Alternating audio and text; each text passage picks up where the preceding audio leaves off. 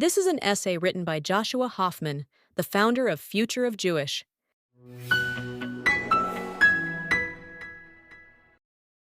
Ladies and gentlemen, esteemed delegates, to borrow a phrase from Indonesia's President Prabowo Subianto, who addressed you on Tuesday, Shalom. For thousands of years, my ancestors stood in exile, facing Jerusalem, and prayed that one day their children would return to our indigenous homeland. 80 years ago, nearly half of our people were erased from the earth, while much of the world looked away. And yet, today, I stand before you not as a refugee or a supplicant, but as the Prime Minister of the reborn Jewish state, free, strong, and flourishing in its ancestral homeland. This hall is full of contradictions. Dictators lecture about freedom, human rights abusers pander about humanitarianism, tyrants preach about justice, and terror sponsors condemn the right of self-defense.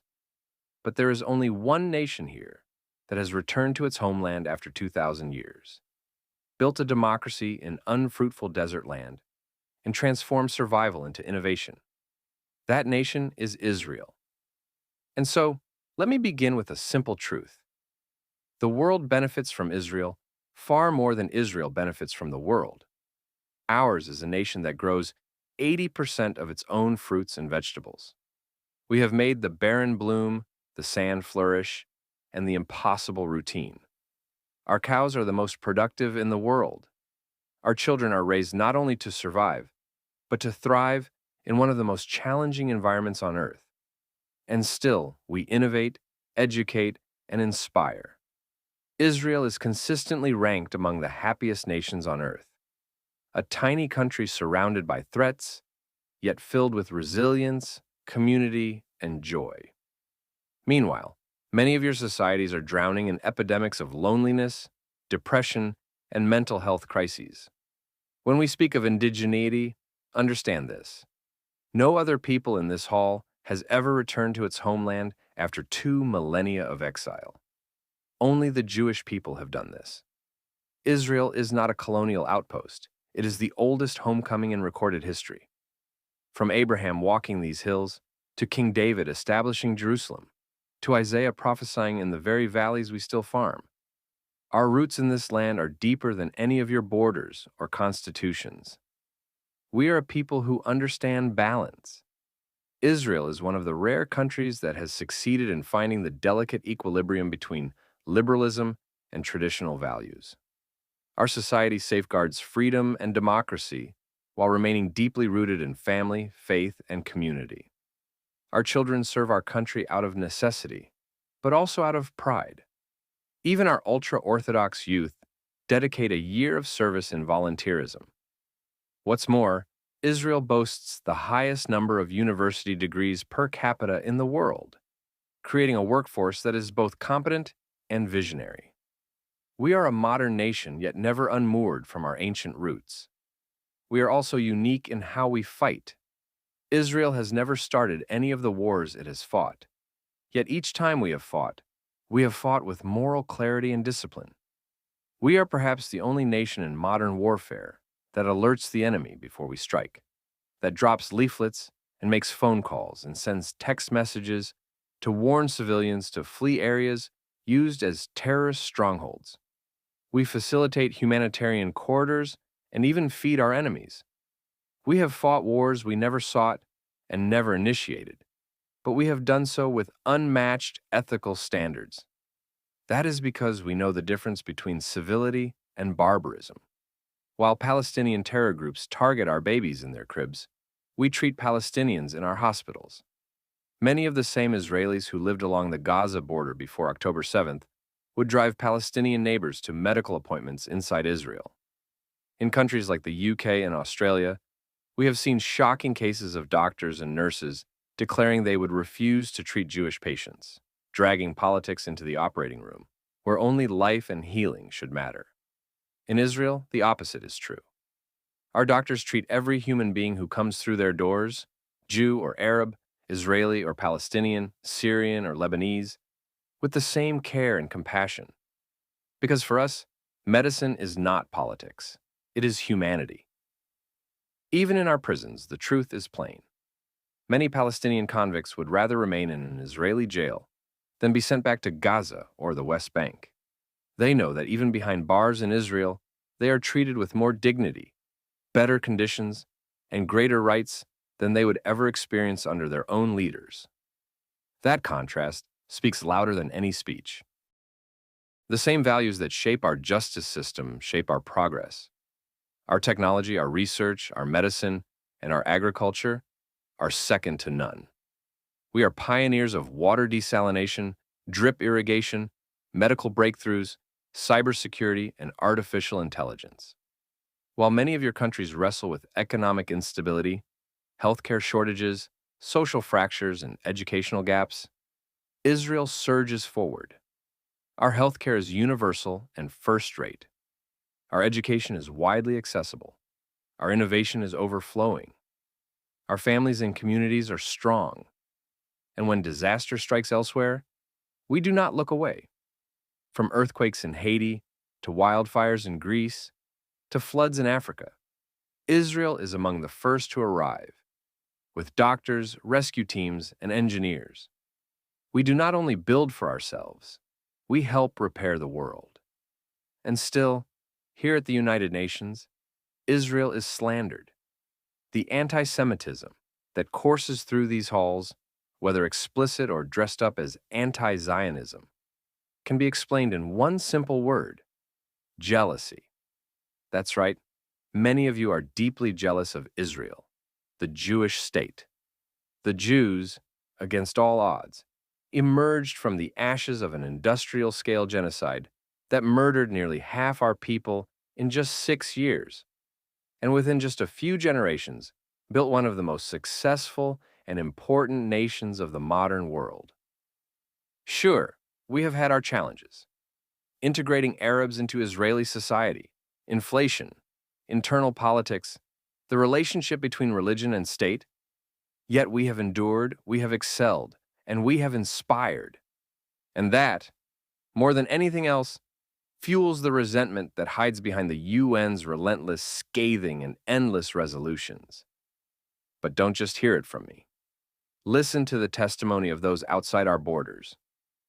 As one Jordanian ex-Muslim put it, and I quote, "We, Arabs, have 22 countries, over 400 million people, and nearly 14 million square kilometers of land. Yet we have convinced the world that our dignity hinges on carving out a 23rd country by mutilating the only Jewish state on earth, a state that occupies less than 0.2% of the surrounding landmass." Or, take it from Dr. Mudir Zarin, the head of the vast Palestinian community in Jordan, approximately 3 million Palestinians living in Jordan. A few years ago, Zaran told the European Union Parliament, and I quote, "We, the Palestinian Jordanian people, the Palestinians are the quote-unquote chosen people of the European Parliament.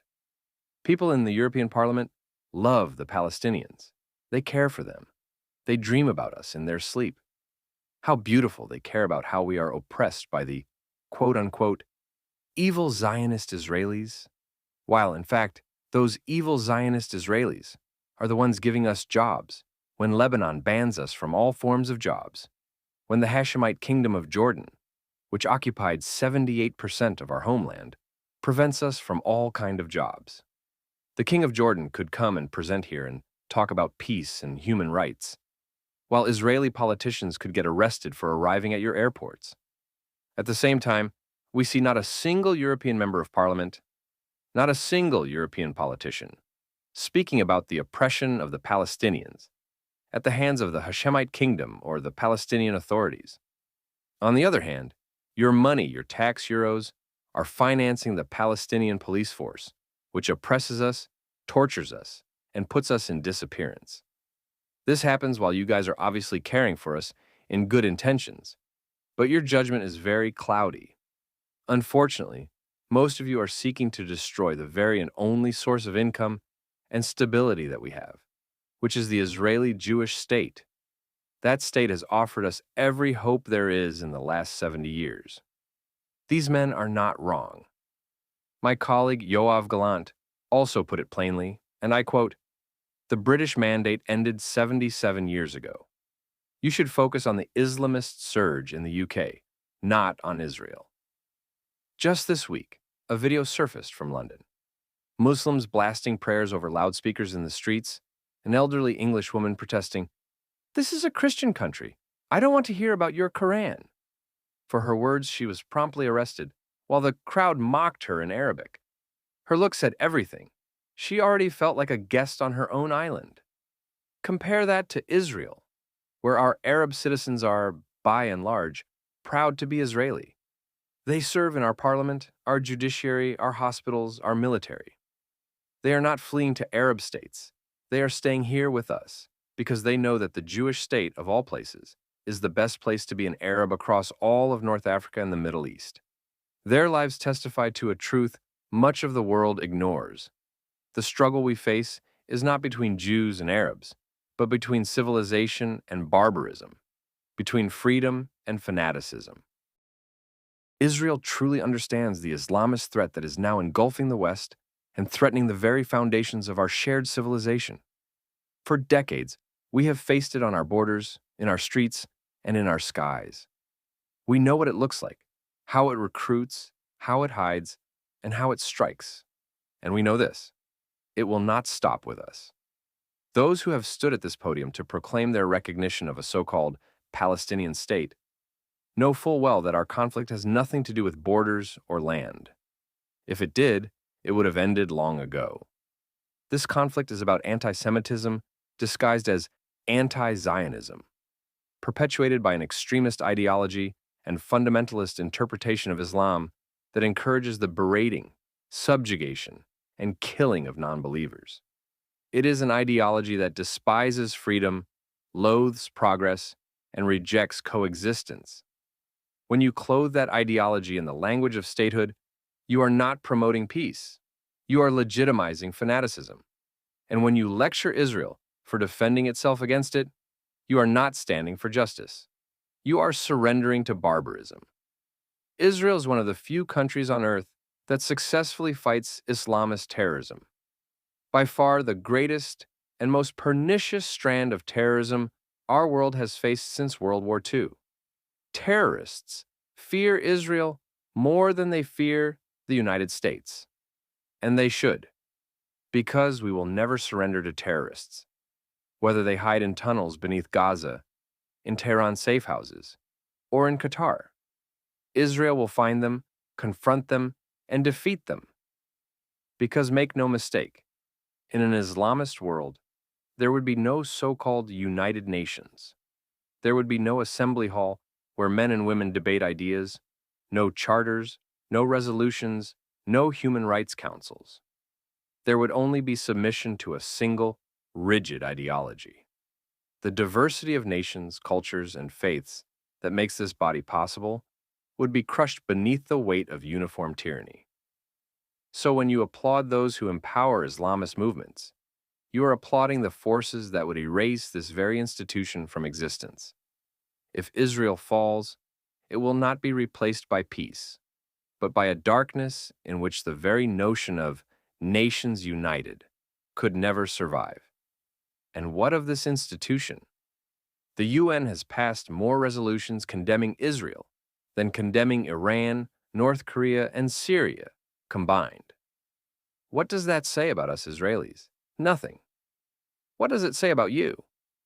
Everything. This assembly, which ought to stand as a beacon of justice, has too often become a theater of hypocrisy, emptiness, and incompetence. You call yourselves the United Nations, but there is nothing united about you. Dictators sit alongside Democrats, terror sponsors sit alongside their victims, and human rights abusers sit in judgment of those who defend freedom. This hall, more often than not, does not unite the nations of the world. It divides them, distorts them, and drags them down. The founders of this body dreamed it would prevent the scourge of war and safeguard the dignity of all people. Instead, it has become a playhouse where the persecutors outvote the persecuted. The united in the name United Nations has become a farce. Unless, of course, you're united in your baseless hostility toward Israel. And let me tell you about my very journey here. On Wednesday night, when I boarded Israel's official aircraft, the Wing of Zion, to fly here to New York, it took a longer, more costly, less efficient route. Why? Because several European countries might have refused to let Israel's prime minister fly through their airspace. Think about that. The leader of the one and only Jewish state, the only democracy in the Middle East, rerouted in the skies like a criminal fugitive, not because of any crime, but because these same governments are too timid, too compromised, or too corrupted to let me pass overhead. This is not about airspace. This is about moral collapse. These are the same nations that lecture Israel about, quote-unquote, justice and international law, while rolling out red carpets for the tyrants of Tehran, and while shaking hands with dictators who stone women, hang homosexuals, and fund terrorists. They are members of the so-called International Criminal Court, an institution so twisted it dares to equate Israeli soldiers defending civilians with Hamas mass murderers, but cannot find the courage to indict Assad, who gassed his own people, or Khamenei, who arms terror across the globe. What does it say about this international community that the flight path of Israel's elected leader must bend around their hypocrisy? It says that the nations are not united. They are fragmented, corrupted, and intimidated by the very forces that seek to dismantle Western civilization. But despite this, Israel continues to endure, because our strength has never come from your approval. It has come from our people, our faith, our ingenuity, and our unbreakable connection to our land. And so I say again, we do not need the world as much as the world needs us. The Arab regimes put money in your pockets to buy your silence and bribe you against your own interests. They trade in oil, in influence, and in fear. As the great chess grandmaster Garry Kasparov said last year, if you look around the Middle East and conclude the biggest human rights problem is tiny, multicultural, democratic Israel, worthy of dozens of UN condemnations, while the murderous, anti-women, anti-freedom dictatorships around it are not, you are at best a useful idiot. On the other hand, Israel gives you something entirely different. Innovation that powers your economies, medicine that saves your lives, agricultural breakthroughs that feed your people, and security cooperation that keeps global terrorism at bay. While others drag you backward, we pull the world forward. Those who wage jihad against Israel and their patrons do not merely oppose the Jewish state, they oppose modernity itself. They do not want science, they do not want progress, they do not want coexistence, they do not want multiculturalism, they do not want equality, and they do not want freedom. They want to return humanity to the Dark Ages, purging anyone who tries to stand in their way. And Israel proudly stands in their way. We will continue to build, to heal, to innovate, to unapologetically defend ourselves, and to be what we have always been, Olam, an eternal people.